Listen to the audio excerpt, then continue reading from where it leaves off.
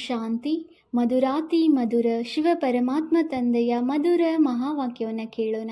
ಇಂದಿನ ಮುರಳಿಯ ದಿನಾಂಕವಾಗಿದೆ 11/9/2025.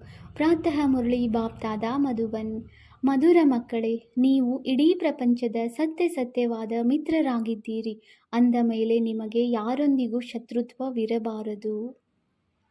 ಇಂದಿನ ಪ್ರಶ್ನೆಯಾಗಿದೆ, ನೀವು ಆತ್ಮಿಕ ಸೈನಿಕರಾಗಿದ್ದೀರಿ.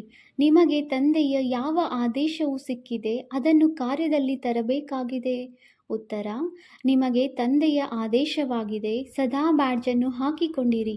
ಯಾರಾದರೂ ಇದೇನು, ನೀವು ಯಾರು ಎಂದು ಕೇಳಿದರೆ ತಿಳಿಸಿ, ನಾವು ಇಡೀ ಪ್ರಪಂಚದಿಂದ ಕಾಮಾಗ್ನಿಯನ್ನು ಆರಿಸುವಂತಹ ಅಗ್ನಿಶಾಮಕ ದಳದವರಾಗಿದ್ದೇವೆ. ಈ ಸಮಯದಲ್ಲಿ ಇಡೀ ಪ್ರಪಂಚದಲ್ಲಿ ಕಾಮಾಗ್ನಿಯು ಹತ್ತಿಕೊಂಡಿದೆ. ನಾವು ಎಲ್ಲರಿಗೆ ಸಂದೇಶ ಕೊಡುತ್ತೇವೆ.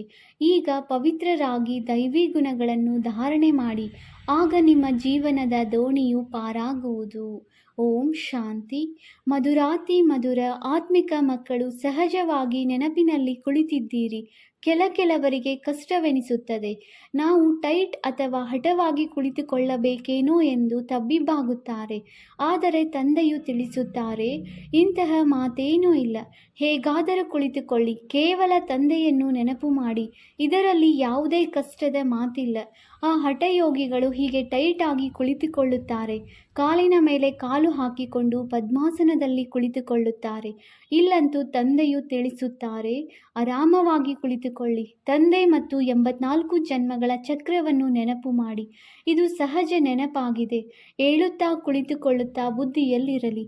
ಅಲ್ಲಿ ಮುಂದೆ ಕುಳಿತಿರುವ ಚಿಕ್ಕ ಮಗುವನ್ನು ತೋರಿಸುತ್ತಾ ತಂದೆಯವರು ಹೇಳ್ತಾರೆ, ಹೇಗೆ ನೋಡಿ, ಈ ಚಿಕ್ಕ ಮಗು ತನ್ನ ತಂದೆಯ ಪಕ್ಕದಲ್ಲಿ ಕುಳಿತಿದೆ. ಈ ಮಗುವಿಗೆ ಬುದ್ಧಿಯಲ್ಲಿ ತಂದೆ ತಾಯಿಯ ನೆನಪೇ ಇರುತ್ತದೆ. ಹಾಗೆಯೇ ನೀವು ಮಕ್ಕಳಲ್ಲವೇ? ತಂದೆಯನ್ನು ನೆನಪು ಮಾಡುವುದು ಬಹಳ ಸಹಜವಾಗಿದೆ. ನಾವು ತಂದೆಯ ಮಕ್ಕಳಾಗಿದ್ದೇವೆ. ತಂದೆಯಿಂದಲೇ ಆಸ್ತಿಯನ್ನು ಪಡೆಯಬೇಕಾಗಿದೆ. ಶರೀರ ನಿರ್ವಹಣಾ ಅರ್ಥವಾಗಿ ಬಲೆ ಗೃಹಸ್ಥ ವ್ಯವಹಾರದಲ್ಲಿರಿ. ಕೇವಲ ಬುದ್ಧಿಯಿಂದ ಅನ್ಯರ ನೆನಪನ್ನು ತೆಗೆದುಹಾಕಿ. ಕೆಲವರು ಹನುಮಂತನನ್ನು, ಕೆಲವರು ಸಾಧು ಸಂತ ಮೊದಲಾದವರನ್ನು ನೆನಪು ಮಾಡುತ್ತಿದ್ದೀರಿ. ಈಗ ಆ ನೆನಪನ್ನೇ ಬಿಡಬೇಕಾಗಿದೆ. ನೆನಪನ್ನಂತೂ ಮಾಡುತ್ತೀರಲ್ಲವೇ? ಪೂಜೆಗಾಗಿ ಪೂಜಾರಿಯು ಮಂದಿರಕ್ಕೆ ಹೋಗಬೇಕಾಗುತ್ತದೆ. ಆದರೆ ಇಲ್ಲಿ ಎಲ್ಲಿಗೂ ಹೋಗುವ ಅವಶ್ಯಕತೆ ಇಲ್ಲ. ಯಾರಾದರೂ ಸಿಗಲಿ, ಅವರಿಗೆ ತಿಳಿಸಿ, ಶಿವ ತಂದೆಯ ಹೇಳಿಕೆಯಾಗಿದೆ, ನನ್ನೊಬ್ಬನನ್ನು ನೆನಪು ಮಾಡಿ. ಶಿವ ತಂದೆಯು ನಿರಾಕಾರನಾಗಿದ್ದಾರೆ ಅಂದ ಮೇಲೆ ಅವರು ಅವಶ್ಯವಾಗಿ ಸಾಕಾರದಲ್ಲಿಯೇ ಬಂದು ತಿಳಿಸುತ್ತಾರೆ, ಮಕ್ಕಳೇ, ನನ್ನೊಬ್ಬನನ್ನೇ ನೆನಪು ಮಾಡಿ. ನಾನು ಪತಿತ ಪಾವನನಾಗಿದ್ದೇನೆ. ಇದಂತೂ ಸರಿಯಾದ ಶಬ್ದವಲ್ಲವೇ? ನನ್ನನ್ನು ನೆನಪು ಮಾಡಿ. ನೀವೆಲ್ಲರೂ ಪತಿತರಾಗಿದ್ದೀರಿ. ಇದು ಪತಿತ ತಮೋಪ್ರಧಾನ ಪ್ರಪಂಚವಲ್ಲವೇ? ಆದ್ದರಿಂದ ಮಕ್ಕಳು, ಯಾವುದೇ ದೇಹದಾರಿಯನ್ನು ನೆನಪು ಮಾಡಬೇಡಿ. ಇದು ಒಳ್ಳೆಯ ಮಾತಲ್ಲವೇ? ಯಾವುದೇ ಗುರು ಮೊದಲಾದವರ ಮಹಿಮೆ ಮಾಡುವುದಿಲ್ಲ. ತಂದೆಯು ಕೇವಲ ಇಷ್ಟನ್ನೇ ತಿಳಿಸುತ್ತಾರೆ, ನನ್ನನ್ನು ನೆನಪು ಮಾಡಿದರೆ ನಿಮ್ಮ ಪಾಪಗಳು ಕಳೆಯುತ್ತವೆ. ಇದು ಯೋಗಬಲ ಅಥವಾ ಯೋಗಾಗ್ನಿಯಾಗಿದೆ. ಗೀತೆಯ ಭಗವಂತನು ನಿರಾಕಾರನೇ ಆಗಿದ್ದಾರೆ ಎಂದು ಬೇಹದ್ದಿನ ತಂದೆಯು ಸತ್ಯವನ್ನೇ ಹೇಳುತ್ತಾರಲ್ಲವೇ? ಕೃಷ್ಣನ ಮಾತಿಲ್ಲ. ಭಗವಂತನು ತಿಳಿಸುತ್ತಾರೆ, ಕೇವಲ ನನ್ನನ್ನು ನೆನಪು ಮಾಡಿ. ಇದನ್ನು ಬಿಟ್ಟರೆ ಮತ್ಯಾವುದೇ ಉಪಾಯವಿಲ್ಲ. ಪಾವನರಾಗಿ ಹೋದಾಗಲೇ ಶ್ರೇಷ್ಠ ಪದವಿಯನ್ನು ಪಡೆಯುವಿರಿ. ಇಲ್ಲದಿದ್ದರೆ ಪದವಿಯು ಕಡಿಮೆಯಾಗುವುದು. ನಾವು ನಿಮಗೆ ತಂದೆಯ ಸಂದೇಶವನ್ನು ಕೊಡುತ್ತೇವೆ. ನಾನು ಸಂದೇಶಿಯಾಗಿದ್ದೇನೆ. ಇದನ್ನು ತಿಳಿಸುವುದರಲ್ಲಿ ಯಾವುದೇ ತೊಂದರೆ ಇಲ್ಲ. ಮಾತೆಯರು, ಅಹಲ್ಯೆಯರು, ಕುಬ್ಜೆಯರು ಸಹ ಶ್ರೇಷ್ಠ ಪದವಿಯನ್ನು ಪಡೆಯಬಹುದಾಗಿದೆ. ಬಲೆ ಇಲ್ಲಿರುವವರಾಗಿರಲಿ, ಗೃಹಸ್ಥದಲ್ಲಿರುವವರೇ ಆಗಿರಲಿ, ಹಾಗೆಂದು ಇಲ್ಲಿರುವವರು ಹೆಚ್ಚು ನೆನಪು ಮಾಡುತ್ತಾರೆಂದಲ್ಲ. ತಂದೆಯು ತಿಳಿಸುತ್ತಾರೆ, ಹೊರಗೆ ಇರುವವರೂ ಸಹ ಬಹಳ ನೆನಪಿನಲ್ಲಿರಬಹುದು, ಬಹಳ ಸರ್ವಿಸ್ ಮಾಡಬಹುದು. ಇಲ್ಲಿಯೂ ತಂದೆಯಿಂದ ರಿಫ್ರೆಶ್ ಆಗಿ ಹೋಗುತ್ತೀರೆಂದರೆ ಆಂತರ್ಯದಲ್ಲಿ ಎಷ್ಟೊಂದು ಖುಷಿ ಇರಬೇಕು. ಈ ಚೀಚಿ ಪ್ರಪಂಚವಂತೂ ಇನ್ನೂ ಕೆಲವೇ ದಿನಗಳಿವೆ. ಕೃಷ್ಣನ ಮಂದಿರವನ್ನು ಸುಖಧಾಮವೆಂದು ಹೇಳುತ್ತಾರೆ. ಅಂದ ಮೇಲೆ ಮಕ್ಕಳಿಗೆ ಅಪಾರ ಖುಷಿ ಇರಬೇಕು. ಯಾವಾಗ ನೀವೇ ಬೇಹದ್ದಿನ ತಂದೆಯ ಮಕ್ಕಳಾಗಿದ್ದೀರಿ, ನಿಮ್ಮನ್ನೇ ಸ್ವರ್ಗದ ಮಾಲೀಕರನ್ನಾಗಿ ಮಾಡಿದ್ದೇನು. ಬಾಬಾ, 5,000 ವರ್ಷಗಳ ಹಿಂದೆಯೂ ಸಹ ನಾವು ತಮ್ಮೊಂದಿಗೆ ಮಿಲನ ಮಾಡಿದ್ದೆವು, ಈಗ ಪುನಃ ಮಿಲನ ಮಾಡುತ್ತೇವೆಂದು ಮಕ್ಕಳು ಹೇಳುತ್ತೀರಿ. ಈಗ ತಂದೆಯನ್ನು ನೆನಪು ಮಾಡುವುದರಿಂದ ಮಾಯೆಯ ಮೇಲೆ ಜಯ ಗಳಿಸಬೇಕಾಗಿದೆ. ಈಗ ಈ ದುಃಖಧಾಮದಲ್ಲಂತೂ ಇರುವಂತಿಲ್ಲ. ನೀವು ಸುಖಧಾಮದಲ್ಲಿ ಹೋಗುವುದಕ್ಕಾಗಿಯೇ ಓದುತ್ತೀರಿ. ಎಲ್ಲರೂ ತಮ್ಮ ಲೆಕ್ಕಾಚಾರಗಳನ್ನು ಮುಗಿಸಿ ಹಿಂತಿರುಗಿ ಹೋಗಬೇಕಾಗಿದೆ. ನಾನು ಹೊಸ ಪ್ರಪಂಚದ ಸ್ಥಾಪನೆ ಮಾಡುವುದಕ್ಕಾಗಿಯೇ ಬಂದಿದ್ದೇನೆ. ಬಾಕಿ ಎಲ್ಲ ಆತ್ಮಗಳು ಮುಕ್ತಿಧಾಮಕ್ಕೆ ಹೊರಟು ಹೋಗುವರು. ನಾನು ಕಾಲರ ಕಾಲ ಮಹಾಕಾಲನಾಗಿದ್ದೇನೆ. ಎಲ್ಲರನ್ನೂ ಶರೀರದಿಂದ ಬಿಡಿಸಿ ಆತ್ಮಗಳನ್ನು ಕರೆದುಕೊಂಡು ಹೋಗುತ್ತೇನೆ. ಬಾಬಾ, ನಾವು ಬೇಗನೆ ಹೋಗಬೇಕು, ಇಲ್ಲಿ ಇರಬಾರದು, ಇದು ಹಳೆಯ ಪ್ರಪಂಚ, ಹಳೆಯ ಶರೀರವಾಗಿದೆ ಎಂದು ಎಲ್ಲರೂ ಹೇಳುತ್ತಾರೆ. ಆದ್ದರಿಂದ ತಂದೆಯು ತಿಳಿಸುತ್ತಾರೆ, ನಾನು ಎಲ್ಲರನ್ನೂ ಕರೆದುಕೊಂಡು ಹೋಗುತ್ತೇನೆ, ಯಾರನ್ನೂ ಬಿಡುವುದಿಲ್ಲ. ಹೇ ಪತಿತ ಪಾವನ, ಬನ್ನಿ ಎಂದು ನೀವೆಲ್ಲರೂ ಕರೆದಿರಿ. ಬಲೆ ನೆನಪು ಮಾಡುತ್ತಿರುತ್ತಾರೆ, ಆದರೆ ಅರ್ಥವೇನನ್ನೂ ತಿಳಿದುಕೊಳ್ಳುವುದಿಲ್ಲ. ಪತಿತ ಪಾವನನೆಂದು ಎಷ್ಟೊಂದು ಭಜನೆ ಮಾಡುತ್ತಿರುತ್ತಾರೆ. ರಘುಪತಿ ರಾಘವ ರಾಜಾರಾಮ್ ಎಂದು ಹೇಳುತ್ತಿರುತ್ತಾರೆ.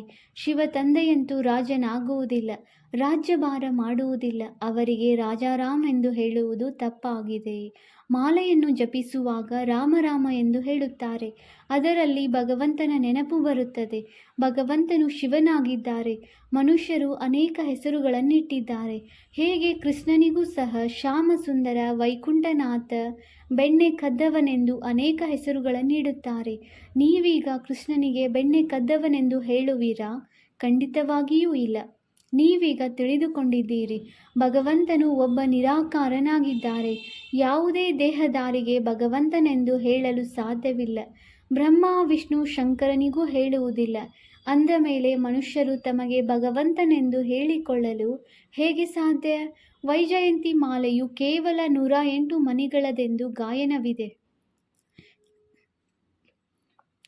ಶಿವ ತಂದೆಯು ಸ್ವರ್ಗದ ಸ್ಥಾಪನೆ ಮಾಡಿದರು. ಅದಕ್ಕೆ ಈ ದೇವತೆಗಳು ಮಾಲೀಕರಾಗಿದ್ದಾರೆ. ಅವಶ್ಯವಾಗಿ ಅವರು ಅದಕ್ಕಿಂತ ಮೊದಲು ಈ ಪುರುಷಾರ್ಥ ಮಾಡಿರಬೇಕಲ್ಲವೇ? ಆ ಸಮಯಕ್ಕೆ ಕಲಿಯುಗದ ಅಂತ್ಯ, ಸತ್ಯಯುಗದ ಆದಿಯ ಸಂಗಮವೆಂದು ಹೇಳಲಾಗುತ್ತದೆ. ಅದು ಇದೇ ಸಮಯವಾಗಿದೆ. ಇದು ಕಲ್ಪದ ಸಂಗಮ ಯುಗವಾಗಿದೆ. ಇದನ್ನು ಮನುಷ್ಯರು ಯುಗೆ ಯುಗೆ ಎಂದು ಹೇಳಿಬಿಟ್ಟಿದ್ದಾರೆ. ಅವತಾರವೆಂಬ ಹೆಸರನ್ನು ಮರೆತು ಅವರನ್ನು ಕಲ್ಲು ಮುಳ್ಳು ಕಣಕಣದಲ್ಲಿದ್ದಾರೆಂದು ಹೇಳಿದ್ದಾರೆ. ಇದು ನಾಟಕವಾಗಿದೆ. ಯಾವ ಮಾತು ಕಳೆದು ಹೋಗುವುದೋ ಅದಕ್ಕೆ ನಾಟಕವೆಂದು ಹೇಳಲಾಗುತ್ತದೆ. ಯಾರೊಂದಿಗಾದರೂ ಜಗಳವಾಯಿತು, ಕಳೆದು ಹೋಯಿತು ಎಂದರೆ ಮತ್ತೆ ಅದರ ಚಿಂತನೆ ಮಾಡಬಾರದು. ಒಳ್ಳೆಯದು. ಯಾರಾದರೂ ಹೆಚ್ಚು ಕಡಿಮೆ ಮಾತನಾಡಿದರೂ ಸಹ ನೀವು ಅದನ್ನು ಮರೆತು ಹೋಗಿ, ಕಲ್ಪದ ಮೊದಲು ಹೀಗೆ ಮಾತನಾಡಿದ್ದರು, ಈ ನೆನಪಿದ್ದರೆ ಮತ್ತೆ ಮುನಿಸಿಕೊಳ್ಳುತ್ತಿರುತ್ತಾರೆ. ಆದ್ದರಿಂದ ಈ ಮಾತನ್ನು ಮತ್ತೆಂದೂ ಹೇಳಲೂ ಬೇಡಿ. ನೀವು ಮಕ್ಕಳು ಸರ್ವಿಸ್ ಮಾಡಬೇಕಲ್ಲವೇ? ಸೇವೆಯಲ್ಲಿ ಯಾರೂ ವಿಘ್ನರೂಪವಾಗಬಾರದು. ಸೇವೆಯಲ್ಲಿ ನಿರ್ಬಲತೆಯನ್ನೂ ತೋರಿಸಬಾರದು. ಶಿವ ತಂದೆಯ ಸೇವೆಯಲ್ಲವೇ? ಅದರಲ್ಲೆಂದೂ ಇಲ್ಲ ಎಂದು ಹೇಳಬಾರದು. ಇಲ್ಲವಾದರೆ ತಮ್ಮ ಪದವಿ ಭ್ರಷ್ಟ ಮಾಡಿಕೊಳ್ಳುವಿರಿ. ತಂದೆಗೆ ಸಹಯೋಗಿಗಳಾಗಿದ್ದೀರೆಂದರೆ ಪೂರ್ಣ ಸಹಯೋಗ ಕೊಡಬೇಕಾಗಿದೆ. ತಂದೆಯ ಸೇವೆ ಮಾಡುವುದರಲ್ಲಿ ಮೋಸ ಮಾಡಬಾರದು. ಎಲ್ಲರಿಗೆ ಸಂದೇಶವನ್ನು ಕೊಡಲೇಬೇಕಾಗಿದೆ. ತಂದೆಯು ತಿಳಿಸುತ್ತಿರುತ್ತಾರೆ, ಮಕ್ಕಳೇ, ಮ್ಯೂಸಿಯಂನ ಹೆಸರನ್ನು ಈ ರೀತಿ ಇಡಿ. ಮನುಷ್ಯರು ಅದನ್ನು ನೋಡುತ್ತಿದ್ದಂತೆಯೇ ಒಳಗೆ ಪ್ರವೇಶಿಸಿ ತಿಳಿದುಕೊಳ್ಳಲಿ. ಏಕೆಂದರೆ ಇದು ಹೊಸದಲ್ಲವೇ? ಮನುಷ್ಯರು ಹೊಸ ವಸ್ತುವನ್ನು ನೋಡಿ ಒಳಗೆ ಪ್ರವೇಶಿಸುತ್ತಾರೆ. ಈಗಂತೂ ವಿದೇಶದಿಂದಲೂ ಸಹ ಭಾರತದ ಪ್ರಾಚೀನ ಯೋಗವನ್ನು ಕಲಿಯಲು ಬರುತ್ತಾರೆ. ಪ್ರಾಚೀನವೆಂದರೆ ಹಳೆಯದಕ್ಕಿಂತ ಹಳೆಯದು. ಅದು ಭಗವಂತನೇ ಕಲಿಸಿರುವುದಾಗಿದೆ. ಯಾವುದಕ್ಕೆ 5,000 ವರ್ಷಗಳಾಯಿತು. ಸತ್ಯ ತ್ರೇತಾಯುಗದಲ್ಲಿ ಯೋಗವಿರುವುದಿಲ್ಲ. ಯಾರು ಕಲಿಸಿದರೋ ಅವರಂತೂ ಹೊರಟು ಹೋದರು. ಮತ್ತೆ 5,000 ವರ್ಷಗಳ ನಂತರ ಯಾವಾಗ ಬರುವರೋ ಆಗಲೇ ರಾಜಯೋಗವನ್ನು ಕಲಿಸುವರು. ಪ್ರಾಚೀನ ಅರ್ಥಾತ್ 5,000 ವರ್ಷಗಳ ಮೊದಲು ಸಹ ಭಗವಂತನು ಕಲಿಸಿಕೊಟ್ಟಿದ್ದರು. ಅದೇ ಭಗವಂತನು ಮತ್ತೆ ಸಂಗಮದಲ್ಲಿಯೇ ಬಂದು ರಾಜಯೋಗವನ್ನು ಕಲಿಸುತ್ತಾರೆ. ಇದರಿಂದ ಪಾವನರಾಗುತ್ತೀರಿ. ಈ ಸಮಯದಲ್ಲಿ ತತ್ವಗಳು ಸಹ ತಮೋ ಪ್ರಧಾನವಾಗಿವೆ. ಈಗ ನೀರು ಸಹ ಎಷ್ಟು ನಷ್ಟವನ್ನುಂಟು ಮಾಡುತ್ತದೆ. ಹಳೆಯ ಪ್ರಪಂಚದಲ್ಲಿ ಉಪದ್ರವಗಳಾಗಿರುತ್ತವೆ. ಸತ್ಯಯುಗದಲ್ಲಿ ಉಪದ್ರವಗಳ ಮಾತೇ ಇಲ್ಲ. ಅಲ್ಲಿ ಪ್ರಕೃತಿಯು ದಾಸಿಯಾಗಿ ಬಿಡುತ್ತದೆ. ಇಲ್ಲಿ ಪ್ರಕೃತಿಯು ಶತ್ರುವಾಗಿ ದುಃಖ ಕೊಡುತ್ತದೆ. ಈ ಲಕ್ಷ್ಮೀನಾರಾಯಣರ ರಾಜ್ಯದಲ್ಲಿ ದುಃಖದ ಮಾತೇ ಇರಲಿಲ್ಲ. ಸತ್ಯಯುಗವಂತೂ ಈಗ ಮತ್ತೆ ಅದು ಸ್ಥಾಪನೆಯಾಗುತ್ತಿದೆ. ತಂದೆಯು ಪ್ರಾಚೀನ ರಾಜಯೋಗವನ್ನು ಕಲಿಸುತ್ತಿದ್ದಾರೆ. ಮತ್ತೆ 5,000 ವರ್ಷಗಳ ನಂತರವೂ ಕಲಿಸುತ್ತಾರೆ. ಯಾರ ಪಾತ್ರವಿದೆಯೋ ಅವರೇ ಅಭಿನಯಿಸುತ್ತಾರೆ.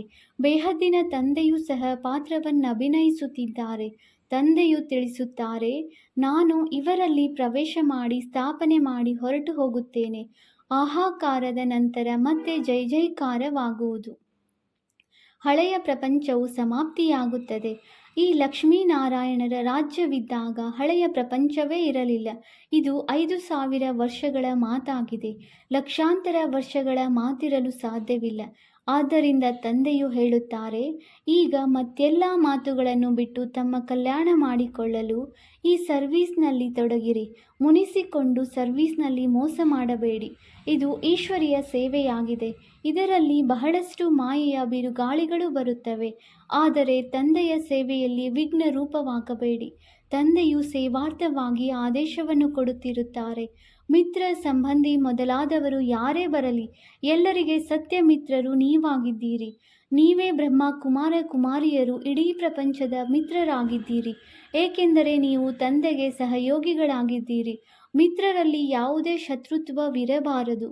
ಯಾವುದೇ ಮಾತು ಬಂದರೆ ಹೇಳಿ, ಶಿವ ತಂದೆಯನ್ನು ನಾವು ನೆನಪು ಮಾಡಿ ಎಂದು.